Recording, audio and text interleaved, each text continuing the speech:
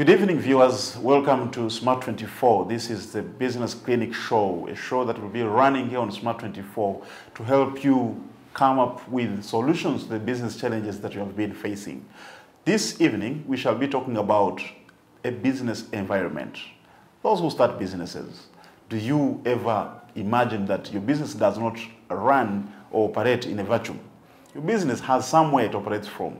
And we shall be going through this so that we can appreciate and understand what a business environment is. How does it affect your business? What should you do to avoid some of those challenges that may come once the business environment is not favorable? With me this evening is a guest, Gilbert Buregyeya. Gilbert Buregyeya is a business development consultant. And welcome to studios, Gilbert. Thank you so much, Alex. Thank you. Glad to be here. Thank you so much. To go straight to our topic this evening, Gilbert, a business environment. First of all, what is a business environment?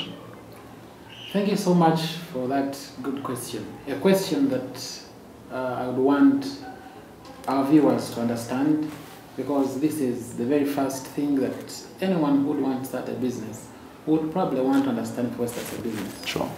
So when we talk about the business environment, and in particular the business environment in Uganda, you look at different factors that comprise this environment we're talking about, which impact or which favor or which may not favor the business.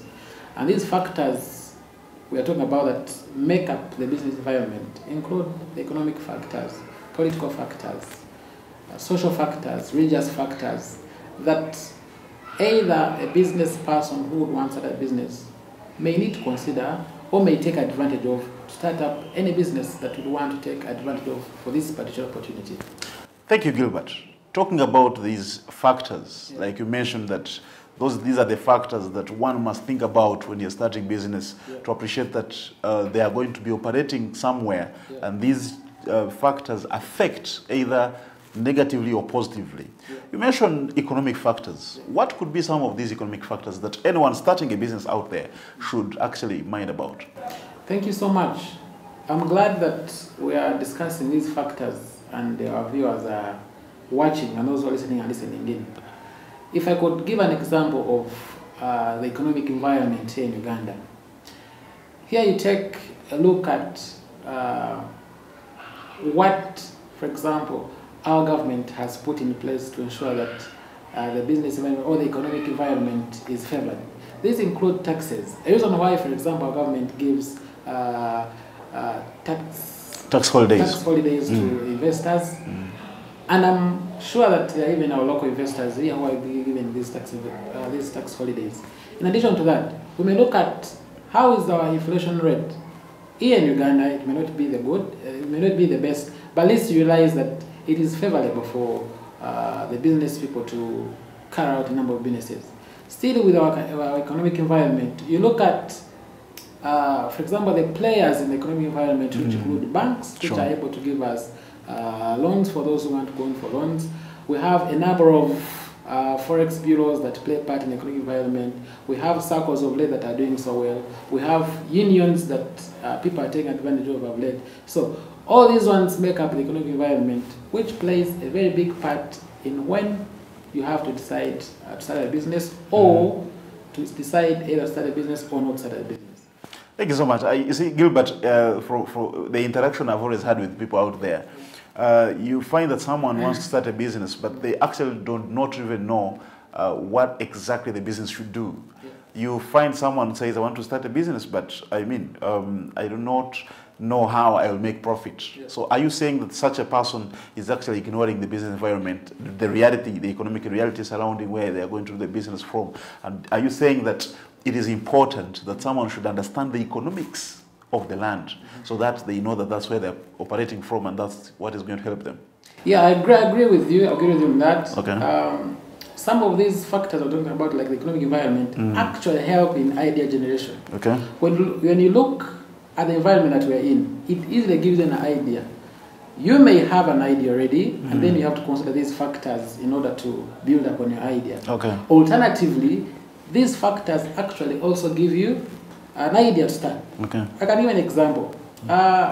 In one of the most recent business clinics that we are running up country, to be specific in Bara, one gentleman who was part of the audience raised the question and said, of late we have a small group, we are saving some money, but we are not sure where this money is going to be. In other words, they didn't have an idea of, after saving that money, maybe for 12 months or more so, what was it going to do, or what they're going to use it for, which business, which investment, and etc. And the question that one of our team gave him was, have they assessed the environment to see which kind of business that would make a profit? It may not mean necessarily that if here in Kampala someone is doing a business, it may be the same business someone does in Bara. So the economic factors, the social factors, the political environment that we're talking about, you assess it, you look at it, you understand it, but as well as putting it in your own understanding, your own environment, so that it may actually make value, make sense in the environment that you're in. Okay, thank you so much, Gilbert. Talking about Mbarara and a number of other districts that have been given city status, it reminds me the fact that when you look at a city, you know, when a town becomes a city, does that mean that that brings in some bit of business environment opportunity? What exactly are we looking at in, for instance, when a town like Mbarara or any other becomes a city? Are we talking about the physical environment here? That people starting business must mind about where the business is set up and stuff like that. Could you shed more light on the physical environment itself? I as well agree when it comes to the physical environment. Yes. I think it was the same business clinic that we had, and we're trying to explain to the people in Bara that the natural resources that every other part of Uganda has, for example, are an opportunity. It's a business opportunity. So the physical environment cannot be exempted from the factors we're talking about. Wherever you are, there is always that particular resource that you can take advantage of. Sure. You have always heard how people talk about how Mbarara and the surrounding areas are good at milk. They say it's a place of milk and honey. So meaning that they have a lot of milk. Sure. So could there be a venture, could there be a business opportunity that is regarding milk, making maybe making milk, packaging it, making butter, making whatever. So the physical environment as well has a lot that a person can take advantage of to understand which opportunity that may arise out of that. So Gilbert, when you talk about Mbarara, you remind me about someone was asking me that between the highway and maybe a little bit deeper in the village, where should I choose to put my business and stuff like that? And I was telling them that, look, depending on what kind of business you want to run, maybe you want to run a supermarket. A supermarket would be good if you have it on the highway, because on the high street, because then that's the main street, and people are very many and they always walk in and walk out. But certainly the high street may not be the best for accommodation business. So when you talked about where to put the business and the physical environment, it's very important that listeners or people watching us care much more about where the business is and all that. Gilbert, we all know that one of the biggest challenges to starting a business is our mentality. And we have this attitude towards starting a business. We have this attitude towards how business will run and all that. Can you talk about the psychological business environment, especially you as an expert, given the number of trainings, consultancy that you do? Thank you so much, Alex. Yes. I always have issues with the people who want to start a business, and they always say their problem is capital. I was coming to that. And then I ask, have you done your homework before? And this is the homework we're talking about. Your psychological preparation to start a business. Sure. A person is going to start a business, but it's not even optimistic of how it's going to they think it's going to fail. Yeah, they think it's going to fail in a minute. And of course, this has been historical that some business were started by their grandfather, they failed, their fathers, they failed, their mothers failed, and it psychologically captures with them. They tend to think that it is in their genes, that my grandfather has failed, if I start also I will fail. Which explains what is going around, and they say, why are our brothers from Kenya doing so well? Why are brothers in Kenya who come here doing so well businesses? They tell you that a Kenyan is 4 times effective than a Ugandan. Sure. And it has always been said that a Japanese or Chinese is 20 times effective in performance and production. Yet we all have similar competencies and similar brains. Competencies. We have the same eyes, same size of the brain. Yeah, but you realize that our fellow Ugandans here, given the very good environment, favorable factors that we don't talk about, the political, social, natural factors that favor us to do businesses. But you realize that the problem that we still have is our perception, our mindset. Sure. We lack what people have always called ethics. Sure. When it comes to simple things like time management, a person doesn't realize that losing a minute or 2 minutes or 5 minutes costs him a lot. Yeah, that's true. So you realize that our perception really needs to be worked on. Sure. When you start a business, have the courage, have the confidence, have the hope that's going to flourish. And be optimistic that's going to work out. Yeah, sure. Of course, when you start a business, you look at a number of factors, how we're going to sustain it in the future, and etc. But right away from the start, even before you start a business, you should have that confidence. Be confident, about it. Gilbert, some time back, around the 70s, it was not easy starting and running a business as it is today. Partly because of the political, activities, the wars, the instability, the uncertainty, and all that. Do you think that the politics of the land also have an impact on business, starting business and running business? Do you think the political kind of factors also affect business? If yes, how? Yes, they do, but not entirely. Okay. I wouldn't want to think that they do affect the business environment entirely. Of course, talk about peace and stability. Yes, it does. Whenever we have a peaceful environment, it is easy to start a business. Yes. And then you flourish it, and then you sustain it, minus any interruption. Someone can easily wake up at around 2 a.m. and go to the next bar to take a few drinks, and no one will even hack him or kill him or something. But then I also agree that some political factors, you realize that, for example, if they are these campaigns, these elections, people who do printing, those who do music, you saw what musicians did a few years back. Sure. So the political environment, can favor and can also be an impact on the business environment that we're talking about today. Okay. Thank you so much, Gilbert. Gilbert, talking about business environment, I'm starting to appreciate that business environment is actually such a big thing that everyone planning to start a business should think about. And I think I pick something from you that as you prepare to start business, you need to look around, look at the political factors, look at the economic factors, look at the public factors. Taxes. I understand that in Uganda, before you start business, actually, you start paying taxes in terms of stamp duty, in terms of registration. Exactly. You have to pay some license fees and stuff like that. So I pick a big lesson from you that for anyone thinking of starting business, it would be suicidal not to think about this environment. Just one more thing. We are in the month of Ramadan. I'm starting to think that looking at the social and religious life of people, and also that sometimes these beliefs and sets of principles and systems that govern religion and social life, sometimes they dictate a bit how people view certain things, what they consume, what they don't consume.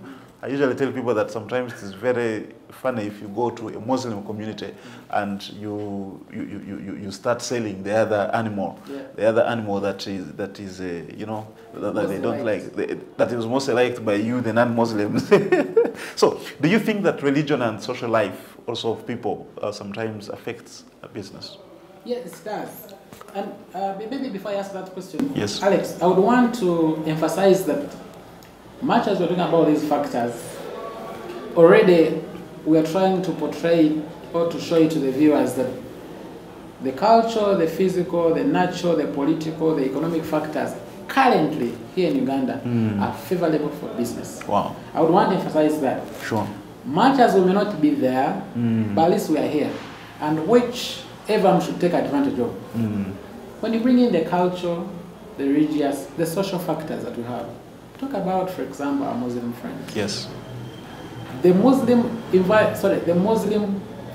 community that we have in Uganda is big enough. I could even say the Muslim environment here in Kampala is big enough that you cannot even sustain their demands or actually give them what they require. If you decided even to do just what are they called? What these things they put on? Antarabus. On their heads, what the clothes they put on, and etc. I have Muslim colleagues of mine who tell me that they usually want to get those things, but they cannot really find them. Some get them from outside. Sure. Or because we may not have enough people here who are selling these other particular things. Sure. They have the kind of food they eat. The other day, a friend of mine was talking about the food they import from, is it Israel? Is it Saudi or something? Saudi or something like that. Which you can sign and say, okay, now I'm going to use this, and this is my niche. I'm only going to do it in Muslim food. And you import it, and then you can sell to them at a little bit high price. I've not had a restaurant, for example, in Uganda that is specifically for Muslims, which has Muslim food. Yes, but we have some for Chinese. Yeah, for Chinese or Russians or etc. Which I think would be flooded if you put it and then it is very well branded. Sure. Of course, I'm going to talk about these other factors after you've started a business, things that you need to do to sustain your business, like branding and etc. and marketing and etc. Sure. So if, for example, he could be a Muslim, she could be a Christian, and you start up a restaurant that's only for Muslims. For Muslims. Not you're segregating, but you're trying to get your niche, your particular kind of business that fits. That reminds me, there is the Ethiopian village in Kansanga. There are Chinese restaurants, there are American market, you know. And I think I picked something from you that you need to look at the cultural, religious, social patterns. How many people, for instance, there are very many Lithuanians in Kansanga. So is there something that they specifically like that you can actually go and, you know, sell so that you can make money and stuff like that? I also think that there is the South Sudanese, very many here. Talk about the Yuabachiga who are here in Kampala. Can you know, focus on those ones, and then you can sell their local drink, and you can make a lot of money. The reason why we say that Kampala is the summer of the entire Uganda. Exactly. Every other person is here. Not one or two, but we find when they are, that's a good number. Sure. You've seen how this other entrepreneur is called, I forget his name, the proprietor of Bachiga Nation. Yes. Now how much he's doing. I know. So we really have these opportunities. Sure. And if you took advantage of them, honestly, we'll be somewhere. Okay, so, Gilbert, thank you so much. That was so powerful. The business environment, I'm starting to appreciate really. Sometimes it's not just about you coming and then you start a business. I will tell you that I think most people actually fail because they don't foresee this and they kind of ignore. Let's go for a short commercial break, then we shall return.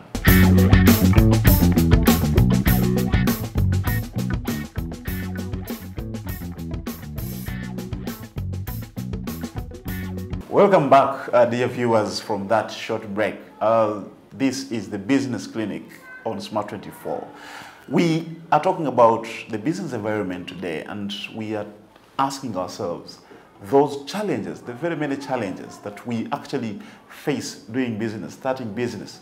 Is it possible to find solutions to the existing challenges, but also the future challenges, because the life is changing every now and then. So the challenges we have today may be different from the challenges we shall get tomorrow. So on this show, that's where you get all those solutions with the experts that you need so that you can get the best, to get going. Before we went to for a short break, our guest Gilbert Buregyeya was sharing with us about some of these, business environment factors, and we're talking about the religion, whether if there are people taking advantage of the different religious and social setups in our country, to find that at least you can put up a small, maybe not a small really, but a restaurant to serve the people from Ethiopia, like the Ethiopian village, to be sure that at least you can, take your niche to that. Gilbert, just to engage you a little bit more on this, In 2015, I think Uganda was ranked one of the highest entrepreneurial countries, with very many, business startups starting. But unfortunately, most of these don't survive their infancy. We also know that people in Uganda sometimes, when they get money, then they, kaboom, they are there. They start business. Do you think that people actually fail in business because they actually don't scan the environment properly? If yes, what do you think should be done to ensure that we can avert these challenges and get people start businesses that can sustain themselves and that can live for generations? I'll give you an example. When you look at the Madivan Corporation, when you look at Sugar Corporation, Skol, Meta and Aga Khan and all of this, a friend of mine was telling me the other day that actually the people running these businesses today, they could be like grandchildren of the 5th or 6th generation. Yeah.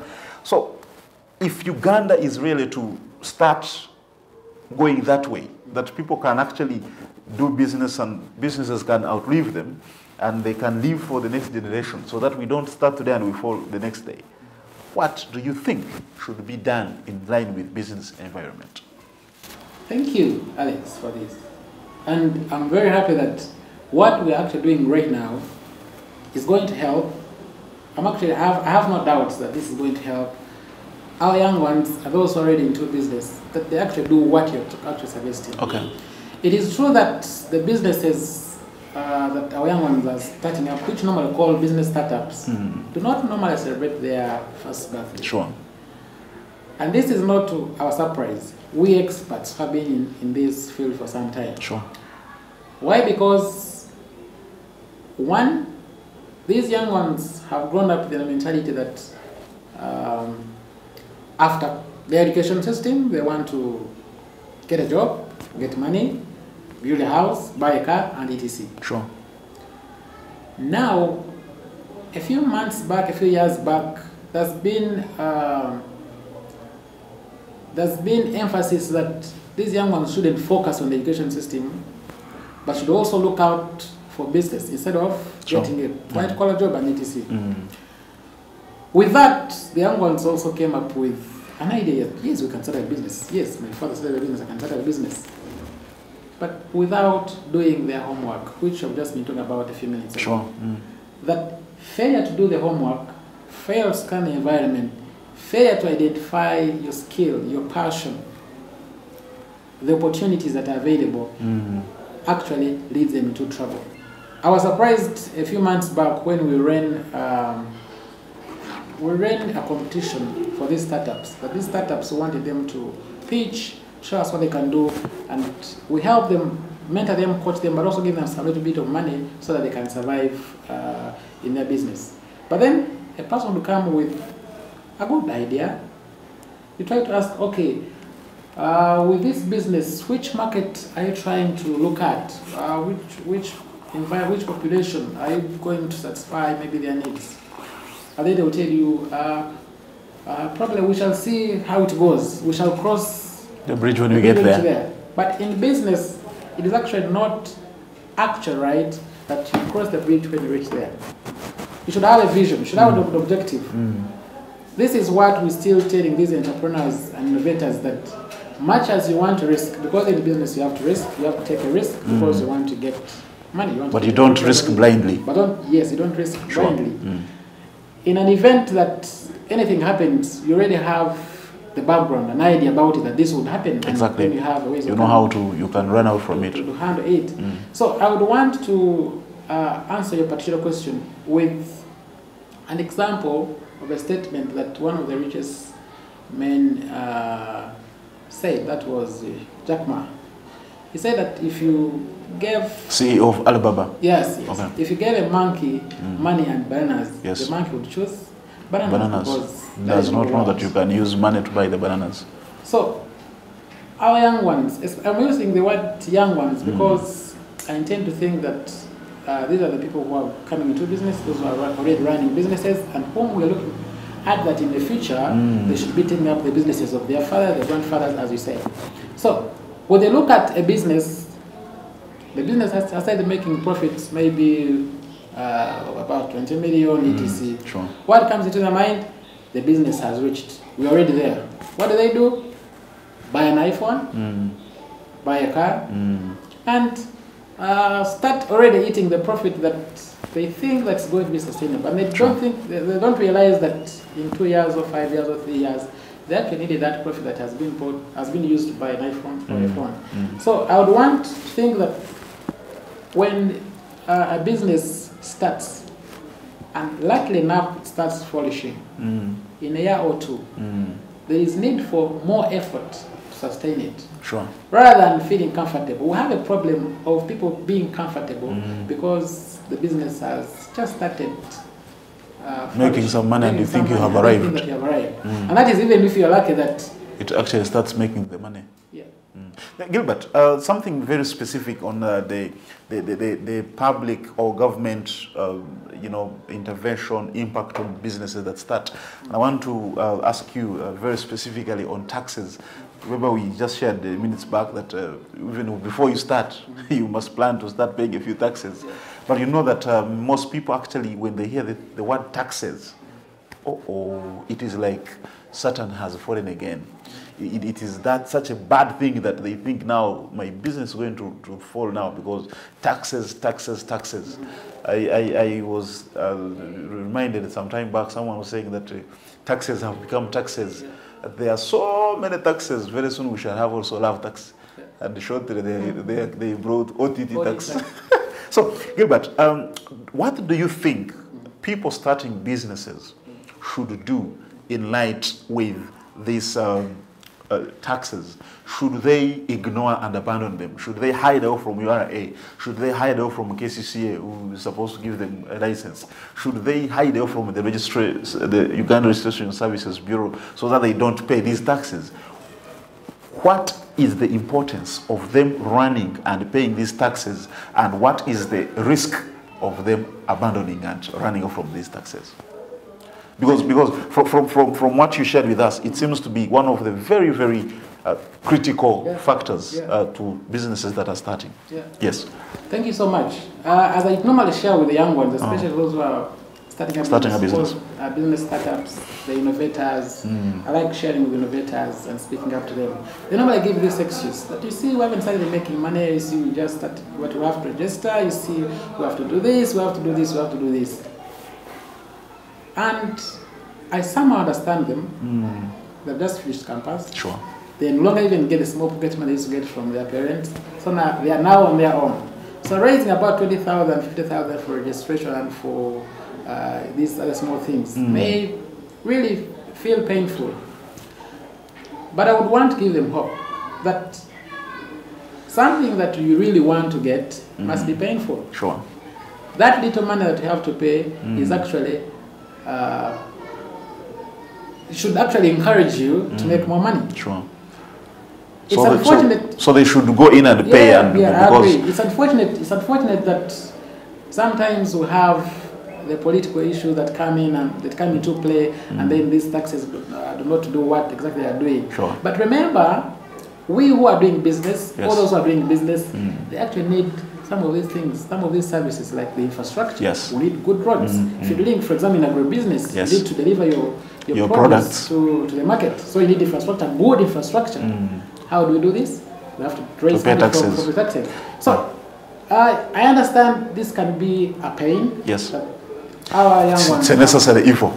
Necessary evil that we have to pay this tax. Sure. But of course, this comes in as an encouragement to those who are in government, especially in these departments, URA, etc., that yes, let's pay our taxes. Let our young ones, let the businessmen pay their taxes. But then they should actually reap from it. They should see the benefits while they are paying taxes. Whenever I met people who are into political office, I remember emphasize this, that if you want to encourage people to pay tax, then let this tax do what it's supposed to do. Sure. Otherwise, paying tax is the best thing that we can do. In the public sector management, we call it physical exchange, that the citizen pays taxes and then expects certain things like social services, like infrastructure, and once they see that the money they are paying actually is doing this, then I think they would feel good and they would want to actually do this. Thank you so much, Gilbert. Maybe as we wrap up, do you think that people starting businesses are actually getting these things? Are we going for the worst, or are we actually improving? Just like in 30 seconds. Thank you, Alex. I think we're improving. Okay. I'm actually very impressed whenever we have sessions, the Yes. business clinic. Yes. We talk to people, and then you see the brilliant ideas that come from these young ones and the old ones. Sure. The questions that actually trigger your mind to give challenges to these people. And I'm very glad that a show like this, the Smart Business Clinic, Yes. is going to help out answer those so many questions Okay. that these young ones have regarding starting up a business. Yeah, so the environment is actually becoming better and better. I'm actually very happy that both the economic, the political, the social, and these other factors that play part in the business environment are getting better. Sure. And I see that even us, the people, are appreciating it much better. So I see us going to another level, which I think everyone would want to be at. So I'm happy that we are getting there. Thank you so much, Gilbert. I was starting to enjoy it even much more. But like they say, a good dancer must know when to leave the dance floor. And we cannot go beyond this. We were talking about business environment, if you want to start a business. And with our guest, we appreciate that you must scan the environment and be sure that you know exactly what you're doing and how it's going to affect you. This show will keep coming your way to enable you solve your business challenges, both present and future challenges. And for us, our business is to ensure that you actually do better so we can be able to start businesses that are sustainable and we can develop our country. Thank you so much for watching Smart TV. Catch you next time.